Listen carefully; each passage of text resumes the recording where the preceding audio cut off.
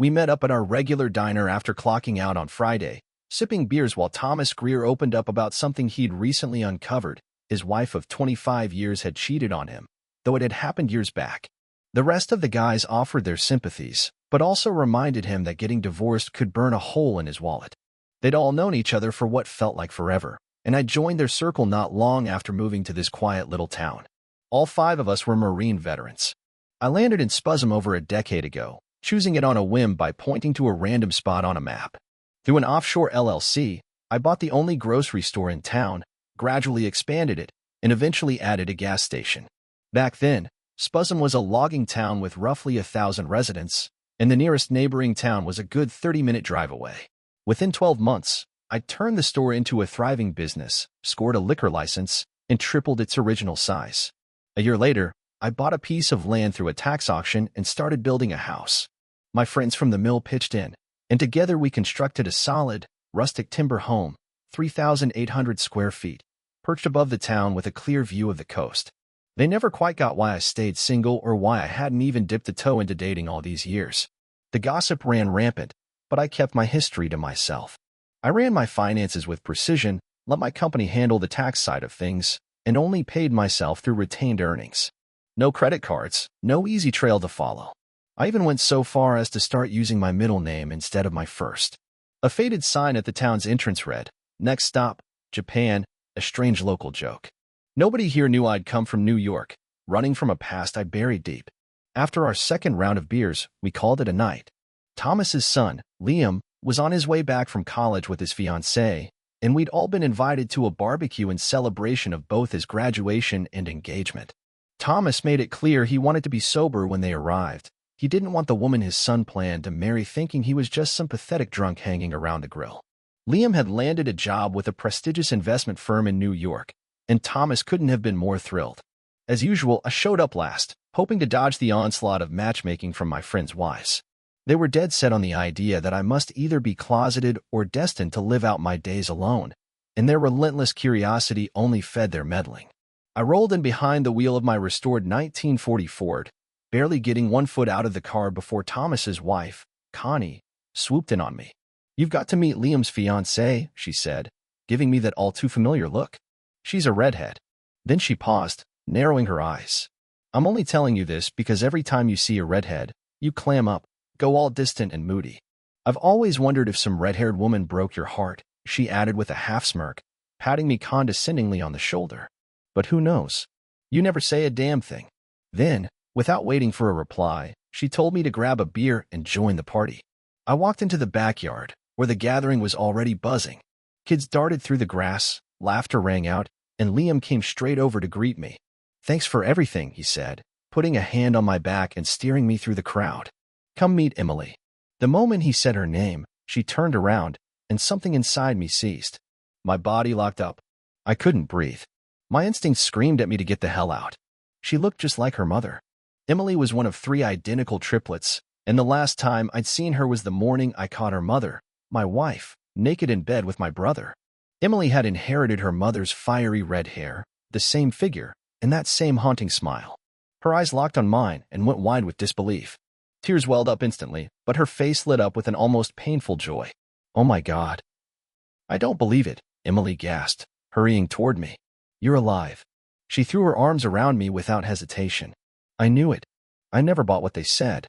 No matter how hard they tried to convince me, I just couldn't believe it, she whispered. Every time we asked questions, my uncle, my dad's brother, just went silent. That only happened when he was hiding something. I wrapped my arms around her as she collapsed into me, sobbing. It had been 15 years since I last held my daughter. She was only 7 the last time I saw her. My vision blurred as years of suppressed grief and pain finally surged to the surface. The truth was finally clawing its way into the light. The lies were about to come crashing down. With everyone staring at us in stunned silence, I drew in a long breath. "My family erased me to protect their own lies," I said, my voice rough but firm. They cared more about appearances than the truth. I looked around at the stunned faces. One day, I came home early after dropping my daughters at school. I'd forgotten my briefcase.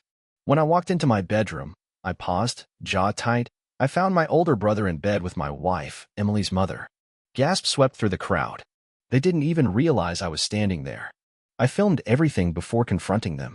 And when I did, they laughed in my face. No guilt, no remorse, just laughter. My hands curled into fists as I relived the memory. I was crushed, but I had proof. So I went to my grandfather. He was a judge. I thought he'd help me. Instead, he buried it. He said the family couldn't afford a scandal. My brother, the golden child, was being groomed for a political career. A widower with 3 kids made for a good story.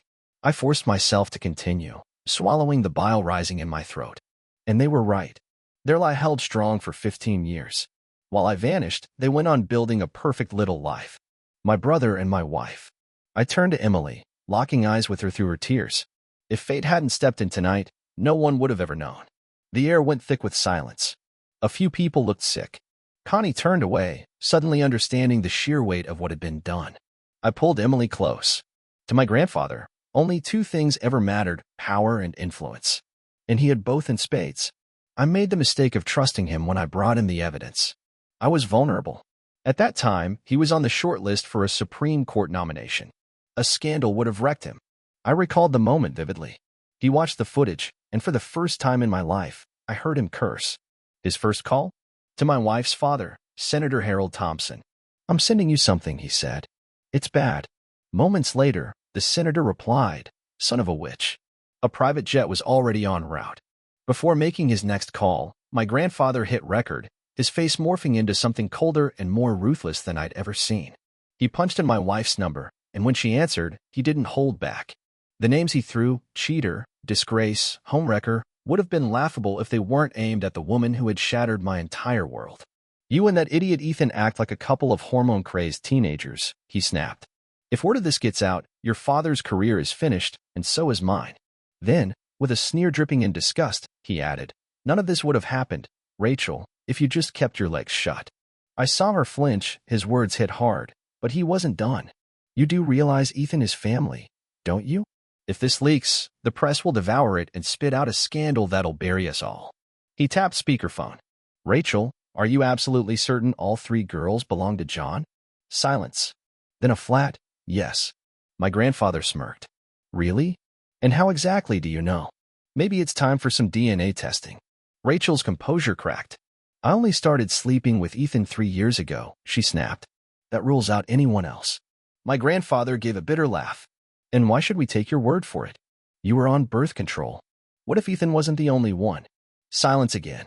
Then he asked, "Do you even love John?" There was a pause before she answered, "I used to." That cut deeper than anything. I felt it like a blade. My grandfather saw the pain wash over me, and it only seemed to fuel his rage. Rachel kept talking, voice cool and calculated now. "Ethan and I both carry blame. I was already attracted to him before I married John. Once he moved in, he chased me. It started as lust, but turned into love. We thought we could keep it hidden, until John found us. No guilt, no shame, just a calm confession like it was no big deal." My grandfather's expression darkened. "So, do you love Ethan?" "Yes," she answered without missing a beat. "He proposed after John left, and I said yes." His tone dropped, icy and sharp. "So Ethan stole his brother's wife, his children, and his entire life. And you? You just let it happen. What kind of woman does that?" His lip curled. "Pathetic." Rachel didn't even blink. "John can still see the girls," she said coolly. "But Ethan is running for office. In public, he'll be their father. The courts always side with the mother, you know that." My grandfather exhaled, his patience gone. "Let me be crystal clear," he said. "I never want to hear from either of you again. As far as I'm concerned, you're both dead." He hurled the phone across the room. It slammed against the wall with a crack. He was shaking, fists clenched tight. "They planned this," he growled, voice low and seething. "When it's your turn for revenge, don't hold back." His voice dropped to a near growl. "Damn it, she really is vile. If murder were legal, I'd take care of your brother myself." His fury exploded. He smashed his fist into the wall. The loud crunch of breaking bone echoed through the room. His arm was clearly broken. Still fuming, he turned to me. "Remember this, Jonathan. Emily was never supposed to lose you. Rachel and Ethan made sure you disappeared. And I wouldn't be surprised if they wanted you dead." A few days later, I picked up the phone and called my father. "Hello," he answered, voice cautious. "It's me, Dad," I said. There was a beat of silence. Then, voice trembling, he asked, John, is that really you? Yeah, it's me. Another pause. Then gently, how are you, son? I'm okay, I told him. Emily will fill you in. He hesitated, then asked, how's your mother? I drew in a breath. We found out the truth after the staged suicide. You'd be proud of the girls. They've grown into amazing women. I heard the weight in his sigh. How did Jen find you? Pure luck, I said. She's engaged to the son of a friend. We bumped into each other at their barbecue. The second she saw me, she knew. I hesitated before making my request. I need to lay low until the wedding. Can I fly into your estate by helicopter? There wasn't a second of doubt. I'll have the pad cleared. Your mother will be over the moon to cook for you again. Don't tell her yet, I said. I want to surprise her. That Monday, the market moved. My old company's stock dropped by $20. I bought 1,000,000 shares at $101 and shorted them. That evening, I placed a buy order for 4,000,000 shares at $45, with plans to sell at $65. The next day, CNN torched Rachel and Ethan. Headlines screamed of betrayal, incest, and whispers of possible foul play. Reporters swarmed their estate like vultures. Then the FBI made an announcement. They were officially investigating my disappearance. By Thursday, my former company was in free fall. Rachel, now CEO, was forced into a buyout. On Friday, Ethan was hit with a Senate ethics investigation. Desperate, he denied it all. Those recordings are fake, he insisted on camera. But CNN ran a forensic voice analysis. The results were damning. Worse yet, Ethan had once told the public I had taken my own life, except no body had ever been recovered. That same day, Rachel's father abruptly resigned from the Senate. Meanwhile, my buy at $45 locked in. My old company's stock had climbed to $59 by the close of Friday. As the sun dipped below the horizon, my helicopter touched down at my parents' estate. The moment I stepped out, my mother gasped. Her knees gave way. My father caught her just as she whispered, "My baby, he's home." 15 years had passed. For the next 48 hours, she barely let me out of her sight. She fussed endlessly, convinced I hadn't been eating. Nothing tasted better than her cooking. Then came the wedding. 2 minutes before the ceremony, Emily stepped outside the church. That was my moment. I climbed the steps, and a CNN reporter spotted me. "Who are you?" he asked, live on air. I looked him dead in the eye. "I'm the man who came back from the dead." Then I walked to Emily's side. She looked absolutely radiant. We exchanged a quick kiss on the cheek before heading in. My eyes found Rachel. Time had not been kind. Ethan had ballooned to our father's thick build, and his hair was thinning fast. Rachel turned, saw me, and slapped a hand over her mouth, face drained of color. Megan leaned in and whispered something into her ear. Their eyes filled with tears. Emily reached Liam at the altar. The priest asked, "Who gives this woman to be married?" Without missing a beat, I stepped forward. "Her mother and I do." A collective gasp filled the room. I placed Emily's hand into Liam's. The ceremony unfolded like a dream. My daughters were breathtaking.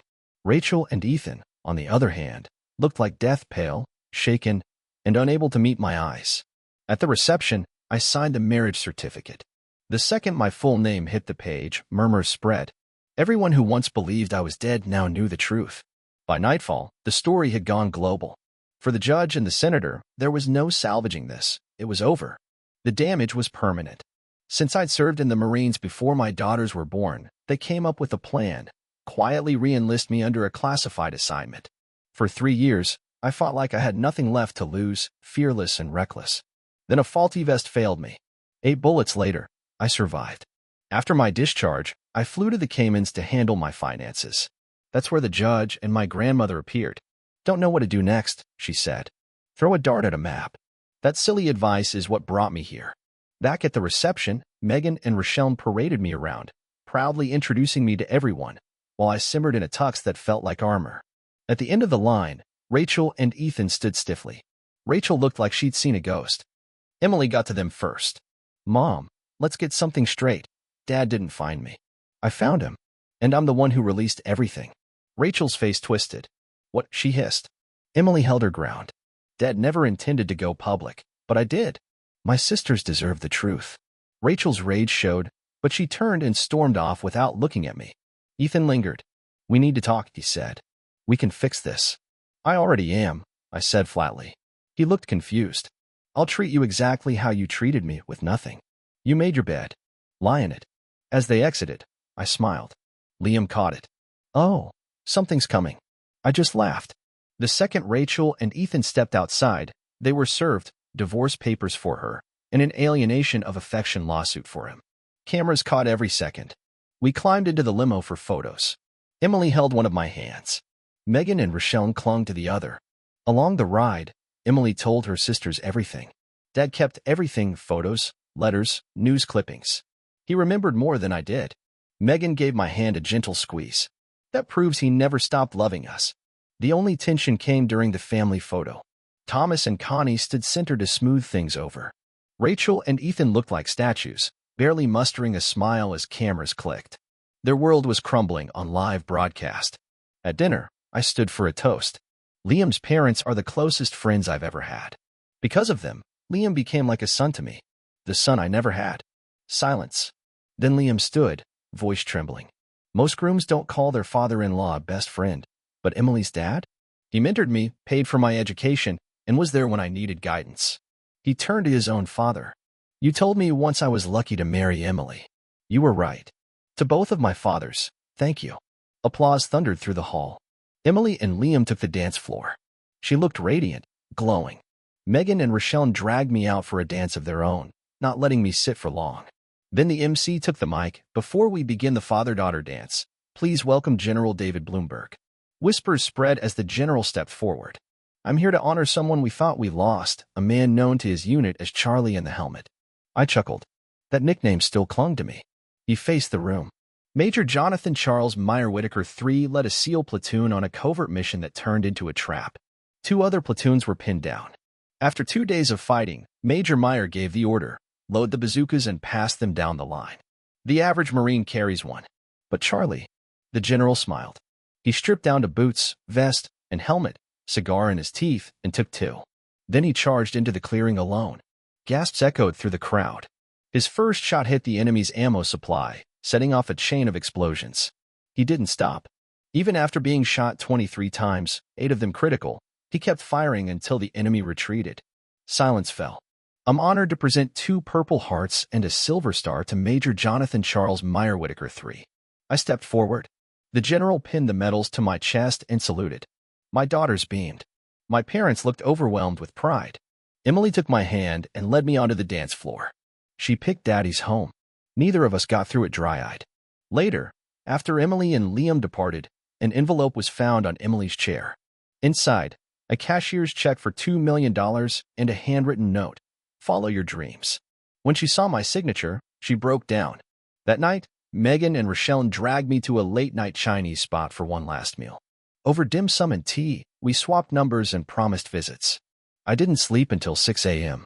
When I came downstairs at noon, the house was packed. Connie was laughing in the kitchen, telling my daughters how she and the others had spent years debating if I was secretly into men. I grabbed a coffee. Mom followed, smiling like it was Christmas. What do you want for breakfast? 6 pancakes, 3 eggs, and 4 strips of bacon. Her smile widened. She made it herself. Dad walked in with the paper. The media's going wild. New York Times says dead man walking alive. He grinned. CNN ran a full story on your service. Your men were stunned you survived. He sipped his own coffee. And get this, turns out Rachel was legally married to both you and Ethan. I laughed. So what's the spin? CNN called it a progressive relationship. Some feminist groups are praising her as a pioneer. I rolled my eyes, sipping my coffee as Dad continued. They've sent reporters into town. Most folks spoke well of you. A few clout chasers, of course, but the story's everywhere now. Dad leaned back in his chair. The media is turning you into a saint, he said, and you haven't even said a word. I smirked. And Rachel and Ethan? They're drowning. I poured more coffee as Mom placed a plate in front of me, watching like she still couldn't believe I was really home. Rochelle slid into a chair beside me. Dad, Ethan says he had no idea what Mom told the judge. Do you believe that? I sighed. Hard to say. They had a 3-year affair. You'd think at some point they talked about what would happen if they got caught. I took another bite of eggs. But your mother? She was prepared. Everything she said shows it. Rochelle frowned. Then who planned all of it? Ethan isn't exactly a strategist. Exactly. Your mom orchestrated the whole thing. Rochelle gave a quiet sigh. Emily told me about your gift. She didn't say how much, but she said it was enough to change their lives. I nodded. They're investing it. 5 years to grow it. It was the least I could do. I set my fork down. People with power and money will burn the world to hide their sins. Rochelle hesitated. Mom got served Saturday. I nodded. It's time. She didn't see it coming, she said. And Ethan? He got served too. You're suing him. For alienation of affection. Her eyes widened. They're really in trouble, huh? I leaned back. One way or another, they'll pay. I froze the family trust. Now that I'm alive, everything gets audited. If they benefited from what they did to me, if money moved, I can take it back. Rochelle blinked. Ethan could lose millions. I shrugged. That's on him. She shook her head. The house, they bought it with trust funds. Everything they own is tied to that money. It's a mess, I agreed. Megan had been listening from the hallway. Dad, she said softly, can we talk privately? We stepped into my father's office. I have a friend, she began, voice low. Her ex-boyfriend was violent. He's getting out next week, and we think he might come after her. She hesitated. She's a nurse. Lives with me.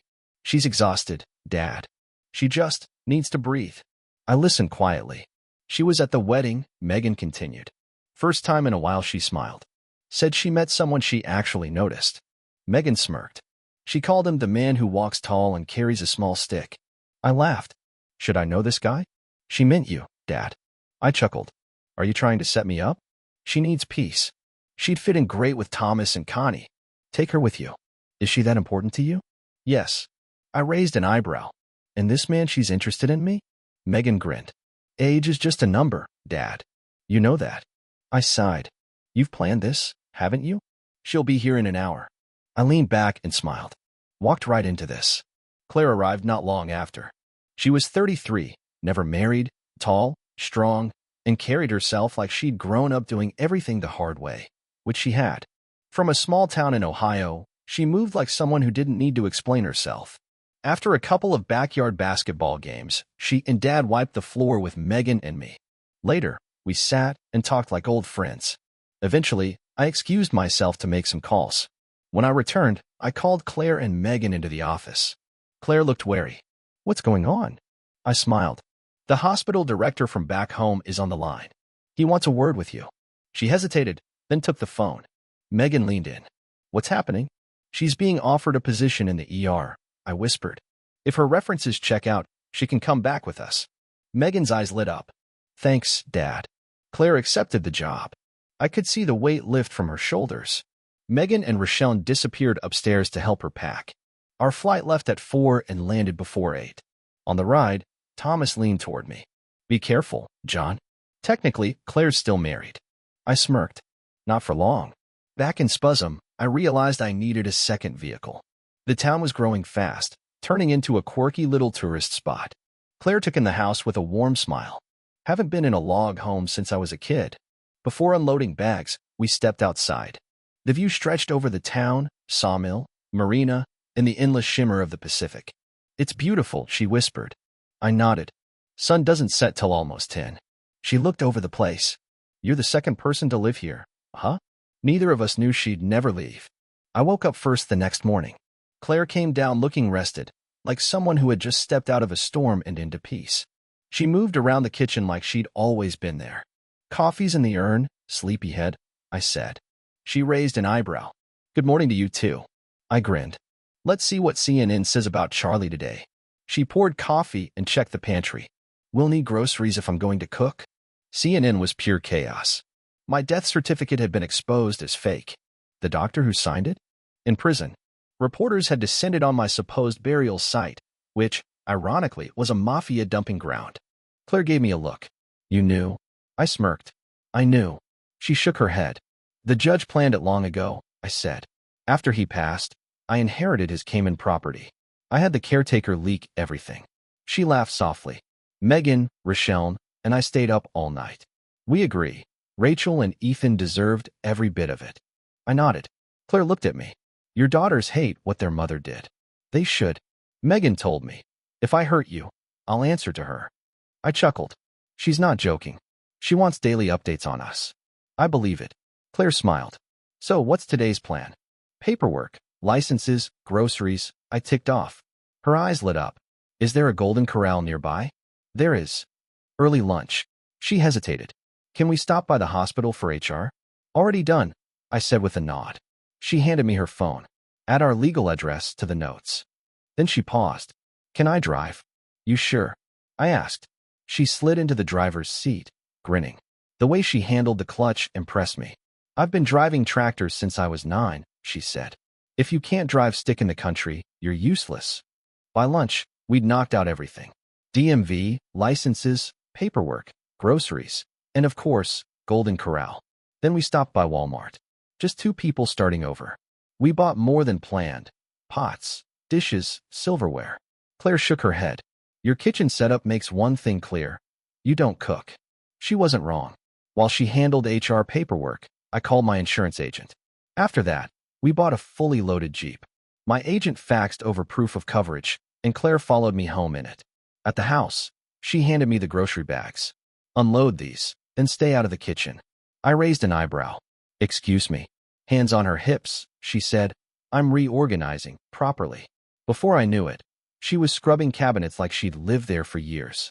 I turned on the news. They'd found the supposed burial site. The big question on every channel. If I was alive, then who had they buried? Claire's phone rang. Megan. Without thinking, I shouted. Tell Megan you haven't slept with me yet. Claire relayed the message, laughing. Your daughter says you're an idiot. By 10, Claire had the place spotless. I poured us both glasses of my homemade blackberry wine. We sat on the porch, watching the town lights. Later, we went to separate rooms. The next morning, I woke to the smell of bacon. Claire was at the stove, wrapped in a hand-stitched dressing gown. She smiled. Took me 2 months to finish this. I nodded. You don't find detail like that in stores. She beamed. I like men who notice the little things. Breakfast was perfect. Pancakes, runny eggs, bacon, maple syrup. How did you know? I asked. She grinned. Your mom told me. And what else did she say? She gave me a sly look. That's for you to figure out. I could get used to this, I admitted. I'm measuring windows for curtains, she said. I'm picking up the Jeep's plates. Before I left, she kissed my cheek. Dinner's at 6, always. That's when I realized. She wasn't just visiting. She was making this place a home. By noon, I had the plates bolted on. Before I could head inside, Claire stepped out. The FBI started digging today. We both wondered what they'd find.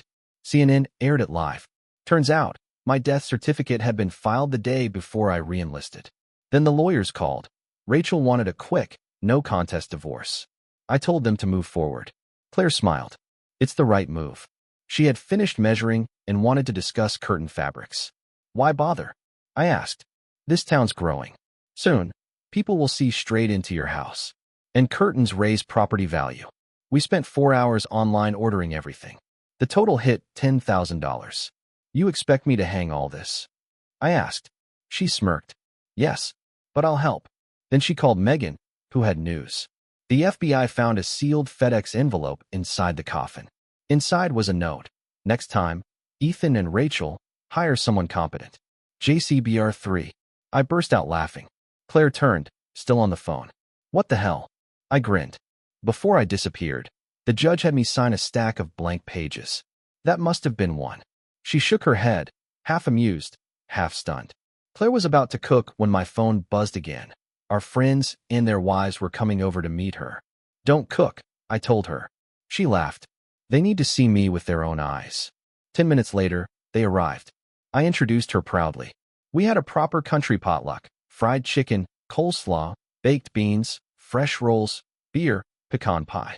Claire blended in like she'd always been there. By Friday, I built a folding cedar table against the back wall. Claire loved it. Saturday, everyone came back to install the curtains. The women handled the fabrics. We did the rods. Thomas smirked. You'll need a garage before winter. I sighed. Yeah. If you do, Claire added, add a vestibule for coats and space for 2 freezers. Connie grinned. You're planning for kids. I blushed. Everyone laughed.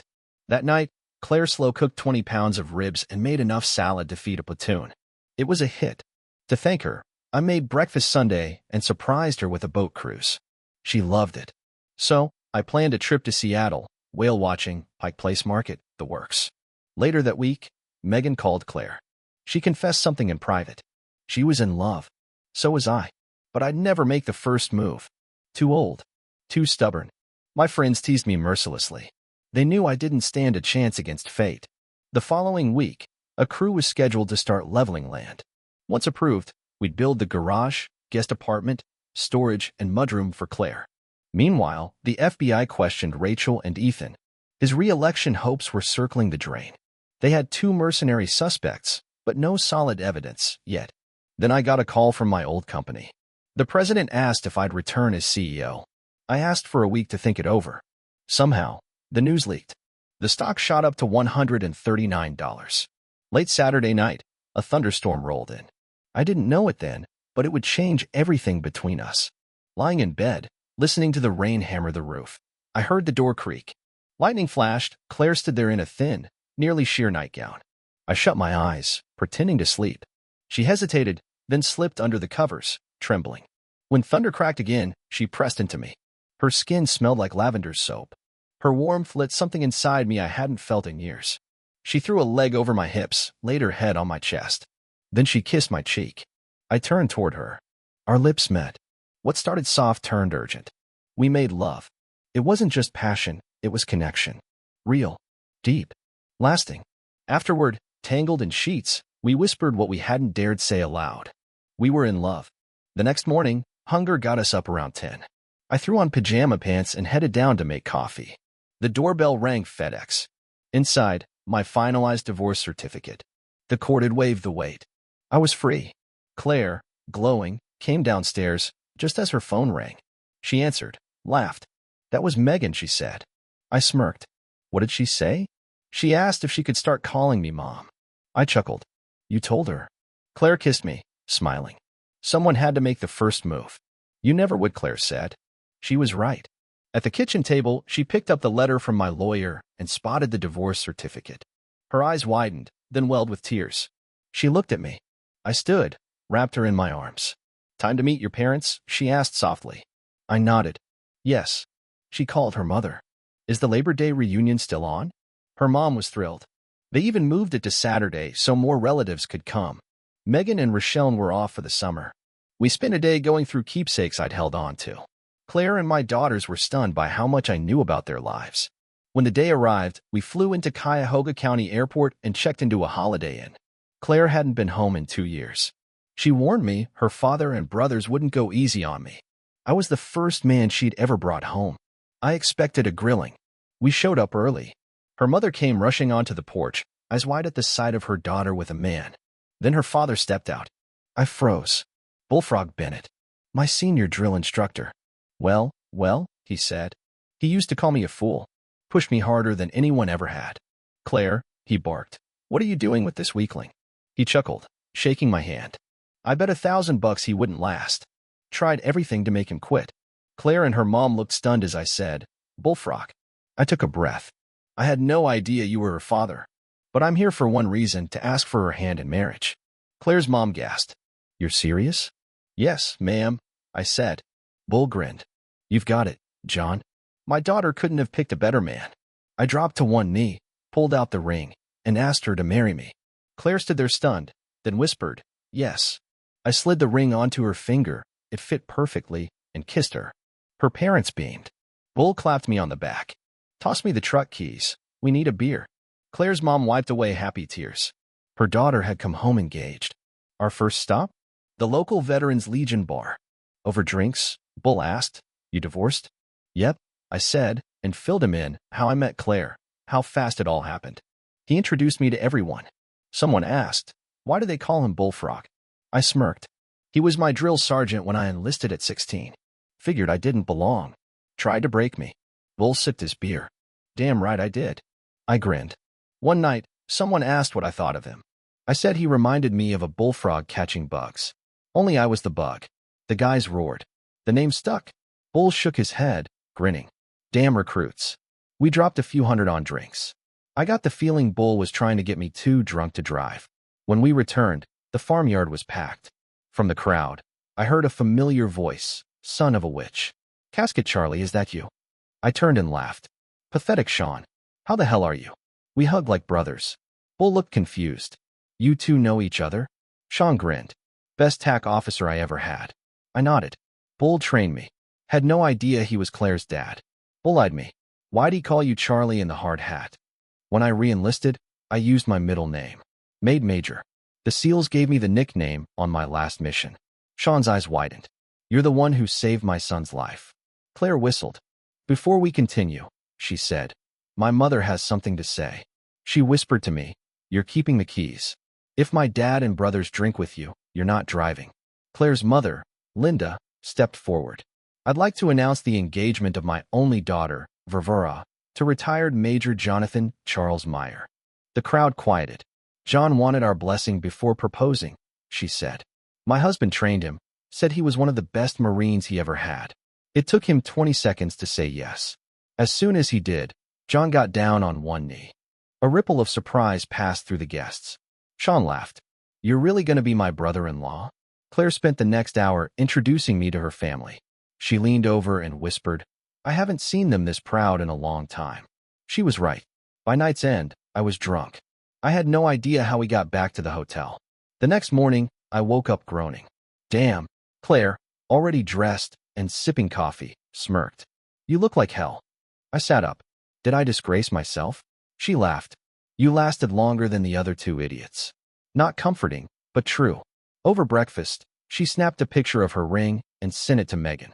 If you agree to be my bridesmaid, she wrote, you can start calling me Mom. Minutes later, all three daughters called, screaming with joy. Amid the excitement, we got updates. Ethan and Rachel were drowning in legal trouble. The FBI wasn't letting up. Their careers were finished, their legal fees stacked high. Ethan had even ordered DNA tests on his sons. They were his. But the marriage was crumbling. My daughters predicted he wouldn't last a year. The real blow? The FBI traced the money behind the attempt on my life to Ethan.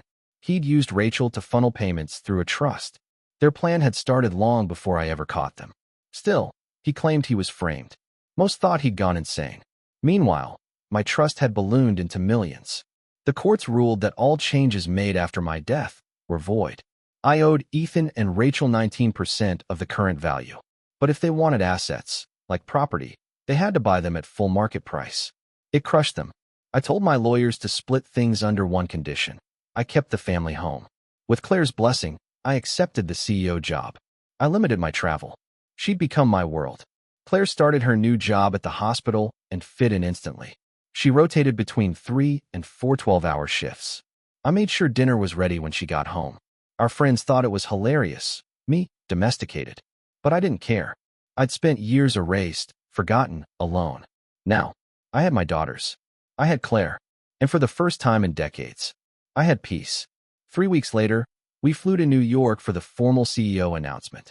After the press conference, we returned to my parents' house. My daughters and Liam were flying in Saturday for a welcome to the family dinner for Claire. Despite having staff, my mother insisted on cooking everything herself. That night, Claire and I finalized our wedding plans. Ohio for the ceremony, New York for a reception, and a final celebration back home. She'd always dreamed of a winter wedding, so we chose the last Saturday in December. We had just finished dinner when someone knocked. Dad answered, then returned looking rattled. It's your ex-wife, he said. She wants to talk. Every instinct in me screamed no. My parents clearly agreed. But Claire gently placed her hand on my arm. You have to forgive her before you can let go. I took a breath, then walked into my father's office and called Rachel in. Before she could speak, I raised a hand. Before anything else, listen to the last words I ever heard from you. She blanched. For your information, I said coldly. CNN now knows I was present when the judge recorded your conversation. Her face drained of color. The media had never aired the full audio. I stepped out for a drink while the recording played. When I returned, she looked hollow. Imagine hearing your wife erase you from your daughters' lives, I said. Imagine knowing she felt no guilt. She stayed silent. What did Ethan do for 3 years besides stab me in the back? What did you tell our girls when they asked about me? She swallowed. I didn't wait. Let me guess. Your father's story is sad, but at least you have Uncle Ethan. I let that hang. Was anything about our marriage ever real? Tears welled in her eyes.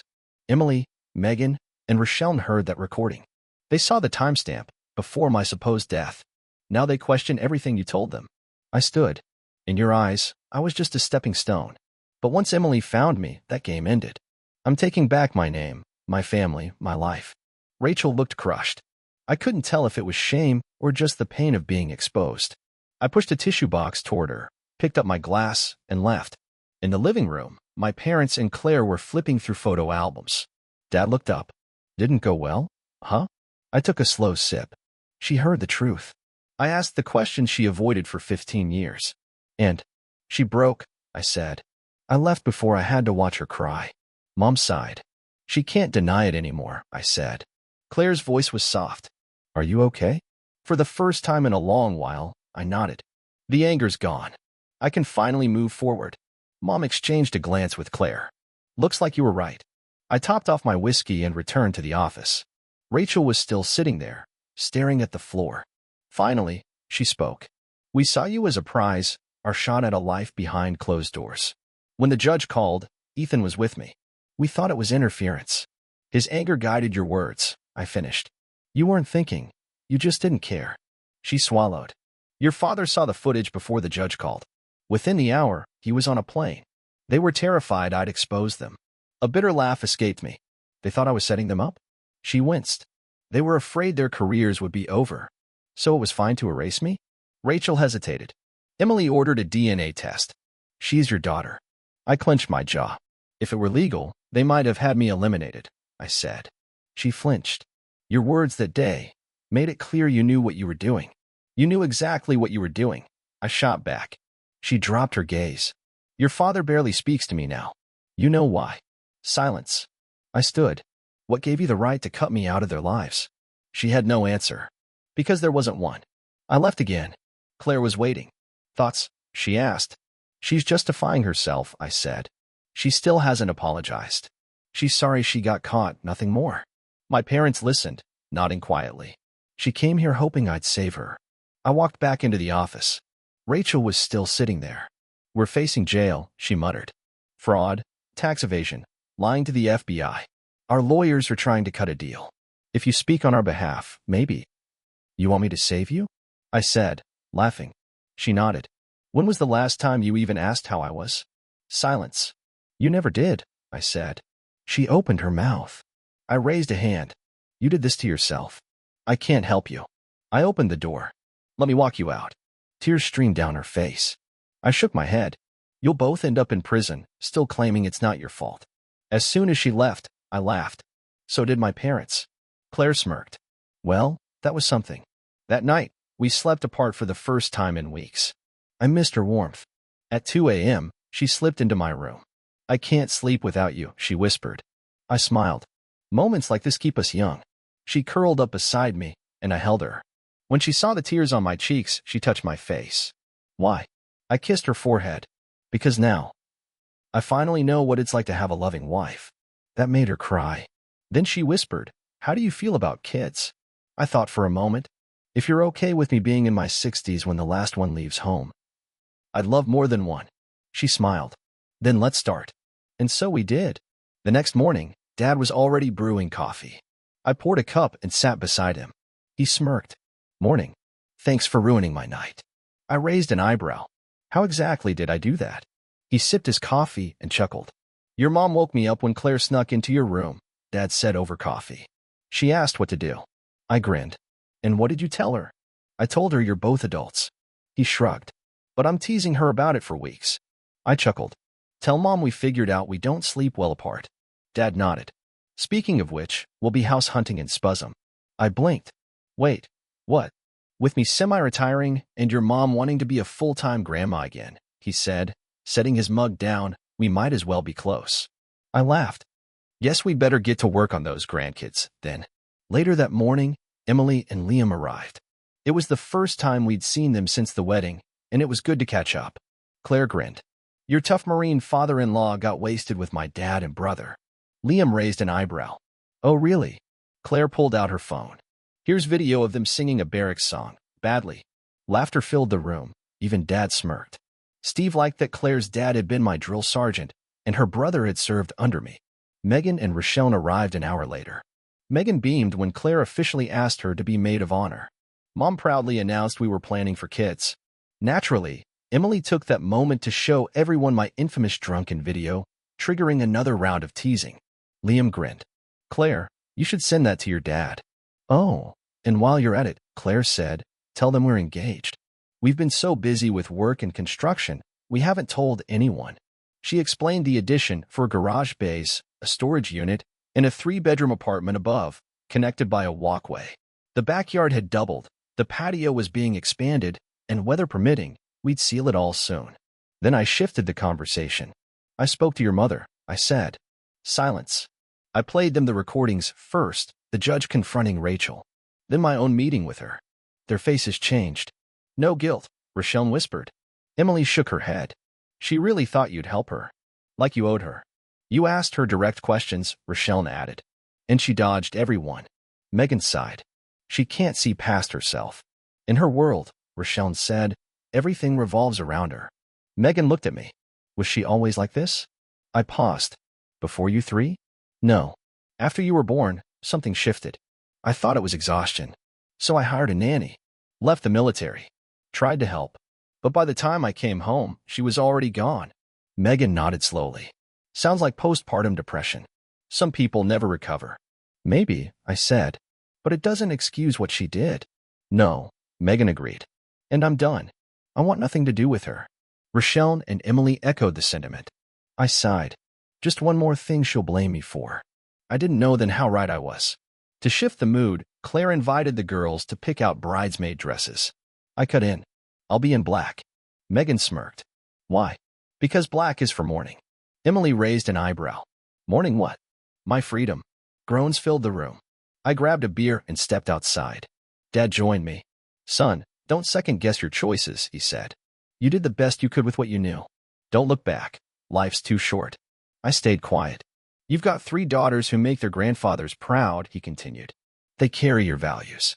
And your mom and I, our estate's split between you and me. Ethan is out. I nodded slowly. You served your country.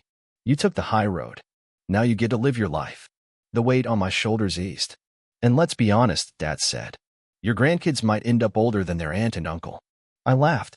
Not many men get a second chance. Exactly. Focus on what's ahead. I followed him back inside. Claire, my mom, and the girls were knee-deep in wedding plans, venues, color palettes, flowers. Let them figure it out, Dad said with a smile. Just show up on time. He wasn't wrong. That afternoon, we played cribbage for pennies. I lost $4.65. Before we left on Sunday, Mom had Claire call her mother. She was thrilled and insisted on being involved in the planning. I overheard Mom saying, "Don't worry about the cost. This is our gift." Dad rolled his eyes. The 2 mothers argued briefly, but Mom didn't budge. She'd been called Sergeant since her teen years for a reason. I watched Claire from the kitchen and chuckled. I'm marrying my mother. For the first time, I asked myself, had I ever really loved Rachel, or had I just been chasing something I didn't find until now? On the drive home, Claire mentioned her parents were coming to visit. Her mom wanted to finalize the menu, choose a band, and make things more complicated. Bull had rented a truck for day trips. He'd always wanted to explore the island, and now he had the time. With 2 months until the wedding, everything moved fast. When we got home, we learned the local dive bar had burned down. By Tuesday, I met the owner. He had no insurance and didn't plan to rebuild. I offered him market value and negotiated for his liquor license. By Thursday, the mayor signed off. By Friday, construction had started. We named the place Bullfrogs, a full-scale bar and restaurant that would span nearly a city block. We used local timber and reinforced concrete. The crew said the shell would be done in 2 weeks. Most of the old staff returned, thrilled to be part of something new. Before the roof was even sealed, we leased the commercial kitchen and hired a firm from Seattle to fast-track the bar's interior. Claire's mom sent me a photo of Bull in uniform. I had it etched onto the glass entry doors of the bar. Above it, engraved in bold lettering, Bullfrogs. While Claire and our moms finalized the wedding plans, she also furnished the new apartment above the bar. The grand opening? A hit. It surpassed the old place in both turnout and energy. Claire had personally designed the menu, and the crowd ate it up, literally. With 31 days until the wedding, everything was set. Friday at 5, Claire's parents arrived. But that morning, she insisted I drive her to Porto's small airstrip with no explanation. At 2 p.m., a 6-seater plane touched down. To my surprise, my father stepped out. He was flying.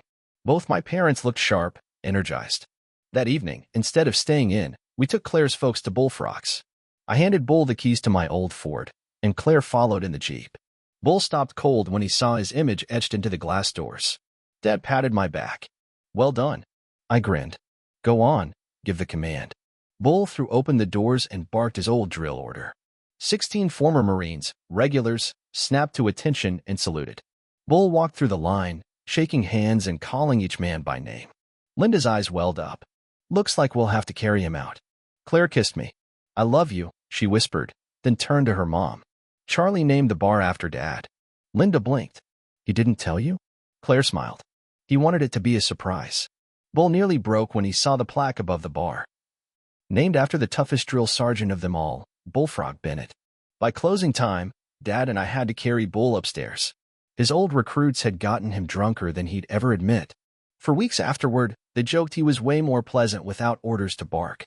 Later that night, Bull admitted there were only 2 moments in his life that truly shocked him, when I asked for Claire's hand in marriage, and that night at the bar. While we all relaxed, Linda dropped a quiet bombshell. Bull's retiring, she said. I glanced at Claire.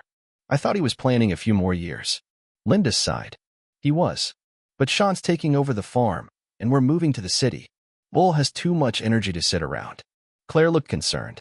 If he lived here, he'd be the perfect one to run the bar. Linda paused. Where would we live? Claire grinned. We have a guest apartment. Rent-free, if Dad agrees. Linda nodded. We'll think about it. While Linda and Bull explored the island, my parents began house hunting. Linda wanted Bull to warm up to the idea before committing. Meanwhile, Bullfrogs was thriving. Claire and I settled into the new addition. Then a black SUV pulled into our driveway. An FBI agent introduced himself as McCormick. I need to speak with you, he said. I'd like my fiancée to stay, I said. He nodded. 2 arrests have been made. Ethan is in federal custody, charged with fraud, tax evasion, attempted homicide, theft, and domestic violence. No bail, he added. Rachel's been charged as well. She was released for the kids' sake. But we have credible intel that Ethan hired a hitman. I stared at him. You think he still wants me dead? There's a clause in your trust, he explained. If you die within 6 months of your divorce, control reverts to your ex-wife. I exhaled. So if I die, she wins. He nodded. We're taking it seriously. You're already under surveillance. Undercover agents are watching you until the wedding passes. After he left, Claire and I sat in silence. We need to tell your parents, she said. I nodded. And figure out how to protect everyone. That Saturday, all 6 of us, my parents, hers, Claire, and me sat down together. My parents had bought a 5-acre lot near the port. A log home was already under construction, scheduled to finish before our first child arrived. Bull still wasn't sold on the city. One evening, while our parents sat outside, I asked him, how much are you taking from the farm? He shrugged. Not sure. I just don't like neighbors 200 yards away. Claire smirked. Why, Dad? I leaned in. Would you consider running Bullfrogs full-time? You and Linda could live in the apartment. Rent-free. Salary, $60,000 a year. Bull blinked. He hesitated. No pressure, I said. Think about it. Later, Linda whispered to Claire, it's already a done deal. He just won't admit it yet. As they prepared a farewell dinner, we watched them drive back to Ohio. That night, Claire and I sat down with my parents. We need to talk, I said. Mom's smile faded. What's wrong? We told them everything. The FBI visit. The trust clause. The risk. She went pale. This is my fault. I shook my head. No, it's not. Tears welled in her eyes. If I'd raised Ethan differently. Mom, I said, you gave us strong values. I followed them. Ethan didn't. That's not on you. She wiped her face and nodded. Claire leaned forward. I have news that might help. My parents looked at her expectantly. Claire smiled. I'll be 32 weeks pregnant by the wedding. Silence. Then Mom screamed in delight. I sat there in shock. If it's a girl, Claire said, her name will be Linda Elizabeth. If it's a boy, Jonathan Charles Meyer. Mom cried. Dad beamed. That night, emotion was everywhere. Fear. Relief. Joy. The night before the wedding, the men met at the Legion. The women threw Claire a bachelorette party. Bull proudly told everyone he'd be running the bar. Ethan's plan fell apart when the hitman was arrested. He got 20 years. Rachel took a plea, 5 years suspended for testifying. Ethan's trial was set for the new year. The trust settled. Rachel sold the estate and filed for divorce. Claire and I built a life together. We had 4 children. First, Jonathan. 10 months later, Linda. Then twins, Silva and Wilford. Emily and Liam had a boy and a girl. Megan married a Marine and joined my company. Rochelle married Tiny Sean and opened a Bullfrogs near the farm. Bull ran the original bar for 3 years before retiring for good. Mom and Dad's log home was finished just before our first child was born. Life wasn't perfect, but it was real. And it was better, far better, the second time around.